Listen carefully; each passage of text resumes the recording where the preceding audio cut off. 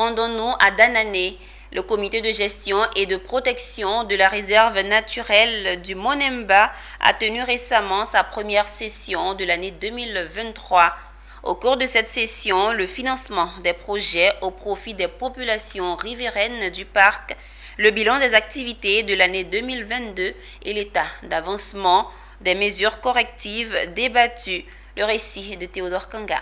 Le massif des Monemba, site frontalier entre la Côte d'Ivoire, la Guinée et le Libéria, a un statut spécial de réserve naturelle. Le comité de gestion de cette réserve s'est réuni le 21 juin dernier pour plancher sur sa préservation, présenter l'état d'avancement des mesures correctives, mais et surtout initier des projets en faveur des populations riveraines.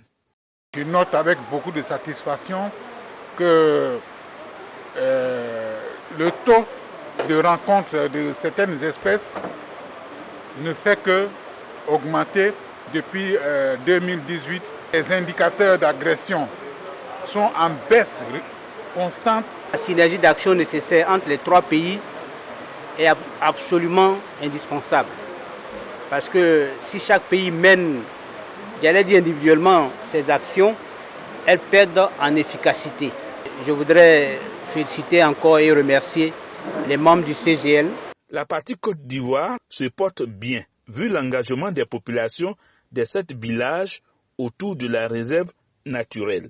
Nous voyons déjà que ça a déjà influé, parce qu'il y a aujourd'hui des annonces qui sont très belles et bien, que nous venons d'attendre, concernant les projets qui sont en cours pour le développement. Et je vois que vraiment c'est le fruit de ce que nous faisons, comme la conservation là, qui va avoir ce fruit. Et maintenant, je suis très content parce que, au sortir de cette formation, de cette réunion, je vais tenir informer encore ma communauté que vraiment, il est bien de conserver la réserve du Monemba parce qu'on va bénéficier de beaucoup de choses. Pour rappel, le programme d'appui à la préservation des écosystèmes forestiers du Mont Nemba est financé par l'Union européenne. À Boaké, au centre de la Côte d'Ivoire, Euphrasie Kwasi Yao, titulaire de la chaire UNESCO